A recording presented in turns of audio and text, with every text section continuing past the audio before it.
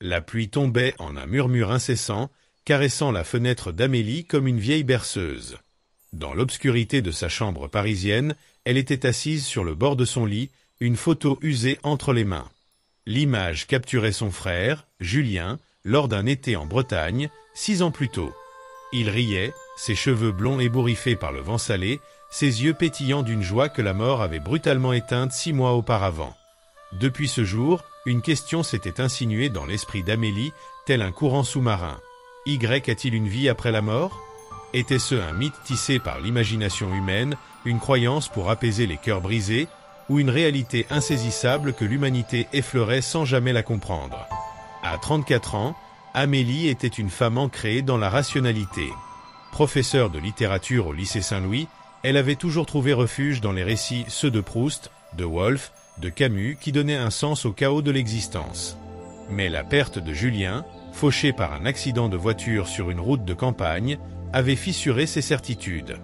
Les prières de son enfance, les messes dominicales dans la petite église de leur village normand, semblaient désormais des échos vides. Elle ne voulait plus croire aveuglément, elle voulait savoir. Elle posa la photo sur sa table de chevet et saisit un carnet en cuir, un cadeau de Julien pour ses 30 ans. D'une main tremblante, elle écrivit « Si la mort n'est pas la fin, qu'est-ce qui commence ?» Ces mots, simples mais lourds, marquaient le début d'une quête. Amélie ne cherchait pas seulement une réponse pour elle-même, mais une vérité universelle, un fil conducteur reliant les mythes anciens, les dogmes religieux, les découvertes scientifiques et les expériences humaines. Elle ignorait où ce chemin la mènerait, mais elle savait qu'elle ne pouvait plus vivre dans l'ombre de l'incertitude. Amélie commença son voyage dans une bibliothèque universitaire, un sanctuaire de savoir où le parfum des vieux livres se mêlait à celui du bois ciré. Entourée de piles d'ouvrages, elle explorait les premières traces de croyances en un au-delà. Les grottes de Lascaux, datant de plus de 17 000 ans, révélaient des sépultures où les corps étaient parés de colliers d'os et entourés d'outils, comme si les vivants préparaient les morts pour un voyage invisible. Cette pratique, si ancienne, toucha Amélie. Était-ce une intuition profonde, une reconnaissance instinctive que l'âme persistait, ou une tentative désespérée de donner un sens à l'inéluctable ? Elle plongea dans l'Égypte ancienne, où la mort était une porte vers une autre existence. Les pharaons, momifiés avec une précision presque sacrée, partaient avec le livre des morts, un recueil de formules pour naviguer dans l'au-delà. Amélie lut des passages décrivant le jugement du cœur, pesé contre la plume de Maat, déesse de la vérité. Si le cœur était plus lourd que la plume, il était dévoré par Amou, la dévoreuse. Cette image la troubla. Julien, avec sa générosité débordante mais ses moments d'impulsivité, aurait-il passé ce test ? Et si oui, où son âme reposait-elle ? Les traditions orientales offraient une perspective différente. Dans l'hindouisme, la réincarnation, guidée par le karma, promettait un cycle sans fin. Amélie passa des nuits à lire les Upanishads, où l'atman, l'âme individuelle, était comparée à une goutte d'eau rejoignant l'océan divin.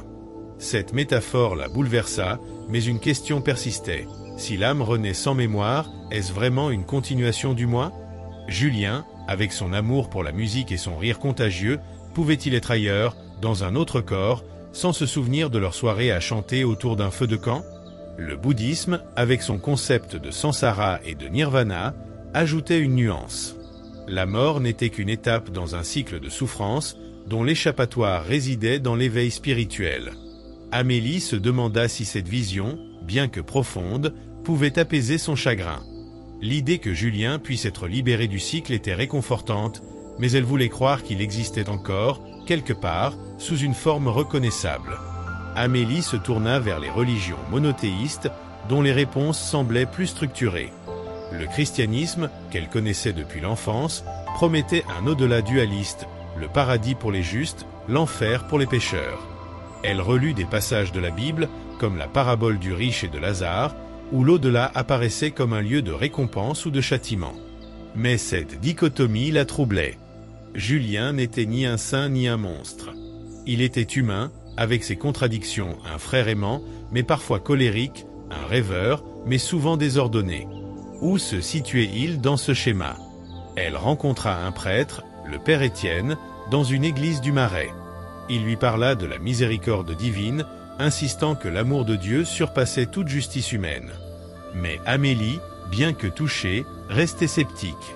Pourquoi un Dieu aimant permettait-il une souffrance comme celle de Julien, une vie interrompue à 38 ans? Dans l'islam, l'au-delà était dépeint avec une poésie saisissante. Le Coran décrivait des jardins paradisiaques où coulaient des rivières de miel et des flammes pour les injustes. Amélie, en discutant avec une collègue musulmane, Aïcha, fut frappée par l'idée que chaque action terrestre était enregistrée comme dans un grand livre comptable de l'âme. Mais elle se demanda si cette justice divine pouvait embrasser la complexité humaine, où les choix sont rarement noirs ou blancs. Le judaïsme, plus discret sur l'au-delà, mettait l'accent sur la vie terrestre. Le shéol, un lieu vague où reposaient les morts, laissait place à l'incertitude. Amélie, en lisant des textes rabbiniques, trouva cette humilité face à l'inconnu presque apaisante. Peut-être n'était-il pas nécessaire de tout comprendre. Ces traditions partageaient un but commun, donner un sens à la mort, offrir une promesse que la fin n'était pas absolue. Mais pour Amélie, ces réponses semblaient parfois trop certaines, comme si l'immense mystère pouvait être contenu dans des mots humains. Poussée par son besoin de rationalité, Amélie se plongea dans la science. La biologie était sans équivoque, la conscience dépendait du cerveau. À la mort, l'activité neuronale cessait, et avec elle, ce qui faisait une personne. Cette idée, bien que logique, laissait Amélie désemparée. La science expliquait le comment de la mort, mais pas le pourquoi. Elle découvrit les recherches sur les expériences de mort imminente. Des témoignages, recueillis dans le monde entier, décrivaient des sensations de sortie du corps, des visions de lumière ou des rencontres avec des proches disparus. Les études du docteur Sam Parnia montraient que certaines personnes conservaient une forme de conscience après un arrêt cardiaque, défiant l'idée d'une mort instantanée. Amélie rencontra une infirmière, Claire, qui avait vécu une émie lors d'une opération.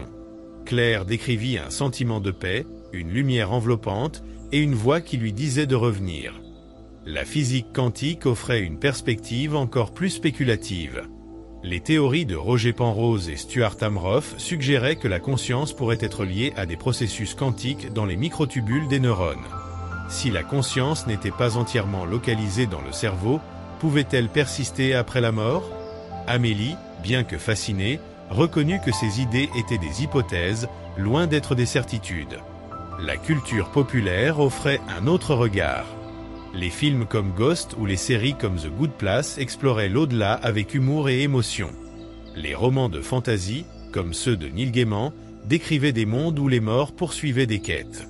Amélie voyait dans ses œuvres un miroir de l'humanité, cherchant à apprivoiser l'inconnu à travers l'imagination.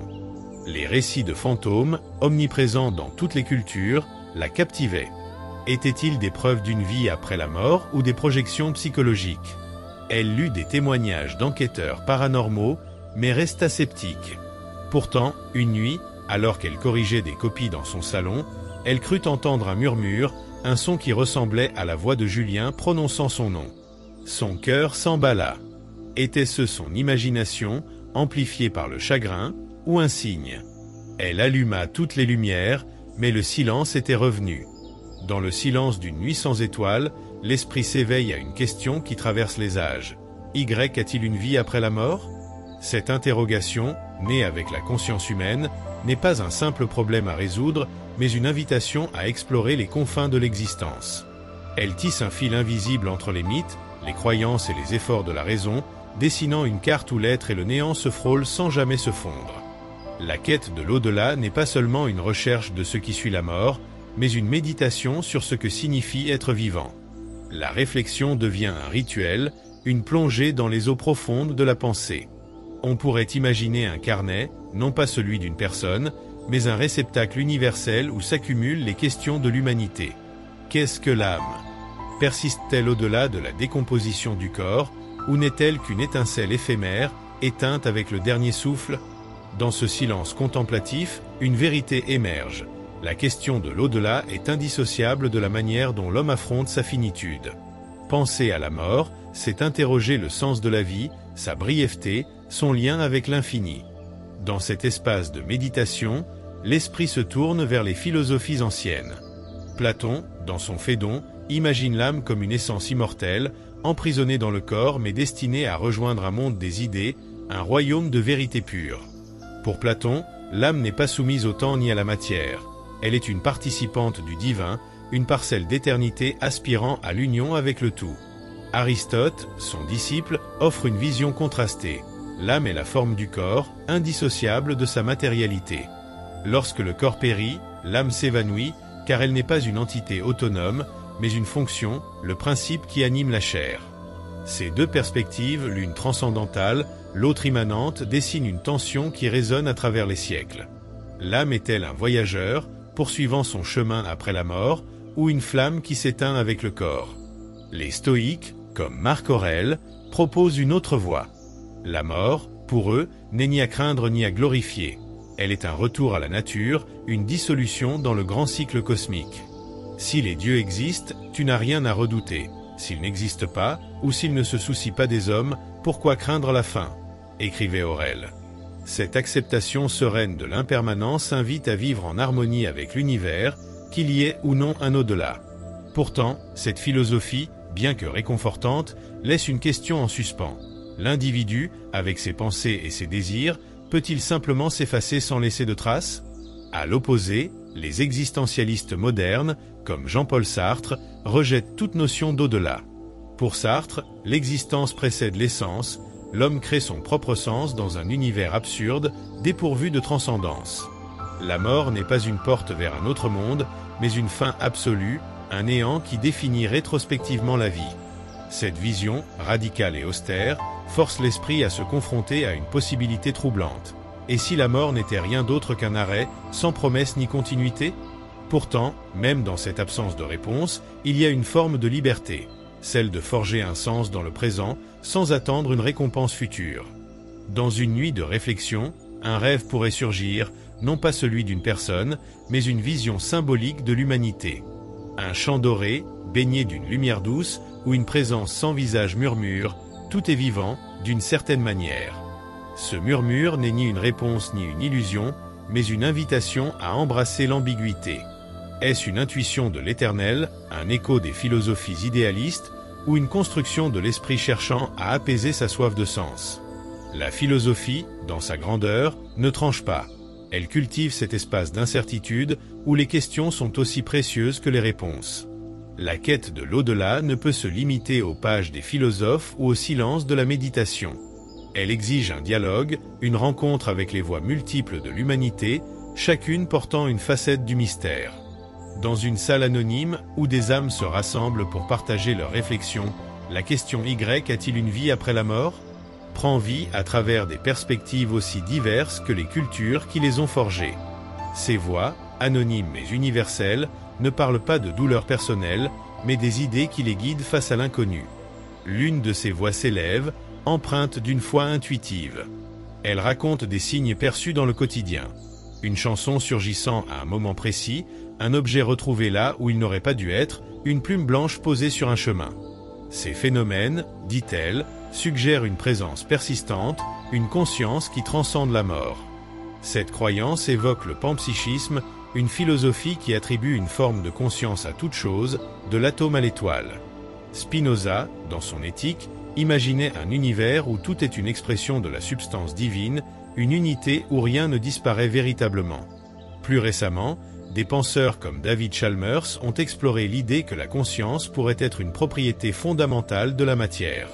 Ces signes, sont-ils des fragments d'une conscience universelle ou des projections de l'esprit humain, avides de continuité? La voix ne prétend pas savoir, mais elle trouve dans ces coïncidences un sens qui illumine l'existence. Une autre voix, venue d'un horizon lointain, parle du taoïsme. Dans cette tradition, la mort n'est pas une fin, mais une transformation, un retour au Dao, le principe universel qui sous-tend tout ce qui est. La vie et la mort sont comme les vagues et l'océan, murmure cette voix. La vague s'élève, puis retombe, mais elle ne quitte jamais la mer. Cette vision, ancrée dans le flux de l'impermanence, résonne avec le bouddhisme, où le concept d'anatta, l'absence d'un soi permanent, dissout l'idée d'une âme individuelle survivant à la mort. La conscience, dans cette perspective, n'est pas une entité fixe, mais un processus, un courant qui se transforme sans cesse. Pourtant, Le taoïsme coexiste avec des pratiques d'honneur aux ancêtres, où les défunts sont vénérés comme s'ils continuaient d'influencer les vivants. Cette tension entre l'impermanence et la présence enrichit la question. L'au-delà est-il un état, un processus ou une relation entre les vivants et les morts? Une troisième voix s'élève, teintée de scepticisme. Elle rejette l'idée d'un au-delà, voyant la mort comme une cessation absolue de la conscience. S'il y avait quelque chose après, dit-elle, nous en aurions une preuve, une trace tangible. Cette perspective s'aligne avec le matérialisme scientifique qui soutient que la conscience est un produit de l'activité neuronale. Lorsque le cerveau s'éteint, l'esprit disparaît comme une lampe privée d'électricité. Des neuroscientifiques comme Patricia Churchland défendent cette vision, arguant que les expériences de mort imminente, vision de lumière, sensation de sortie du corps sont des illusions créées par un cerveau en détresse. Pourtant, même ce scepticisme soulève une question philosophique. Si la mort est un néant, comment l'homme peut-il vivre avec cette absence de sens? L'existentialisme répond en proposant que le sens doit être créé, non trouvé, une tâche qui demande un courage immense face à l'absurde. Ces voix, bien que divergentes, partagent un point commun, elles cherchent à donner forme à l'inconnu. Certaines s'appuient sur la foi, d'autres sur la raison, d'autres encore sur une intuition poétique. Elles rappellent les pragmatistes, comme William James, qui jugeaient les croyances par leurs effets sur la vie. Une croyance en l'au-delà, même sans preuve, peut offrir un cadre pour affronter la mort. À l'inverse, l'absence de croyance peut libérer l'esprit, le poussant à embrasser le présent avec une intensité accrue. Dans ce dialogue imaginaire, la question de l'au-delà devient un miroir, réfléchissant non pas une réponse unique, mais la diversité des façons dont l'humanité pense sa propre existence. Sur une plage battue par les vents, où l'écume des vagues chante une mélodie intemporelle, l'esprit humain se tient face à l'horizon, contemplant l'invisible. La question Y, a-t-il une vie après la mort? Reste suspendue, comme une goutte d'eau au bord d'une feuille. Elle n'a pas trouvé de réponse définitive, et peut-être n'en trouvera-t-elle jamais. L'au-delà demeure un mystère, un espace où les mythes, les croyances et les sciences se croisent sans se rejoindre, comme des rivières convergeant vers un océan insondable. Ce mystère, loin d'être une impasse, est une source de vie. Les philosophies de l'Inde, avec leur vision cyclique de la réincarnation, suggèrent que l'existence est un éternel retour, une danse du karma. Les religions monothéistes, avec leurs promesses de paradis ou de jugement, offrent une structure, un espoir que la justice transcende la mort.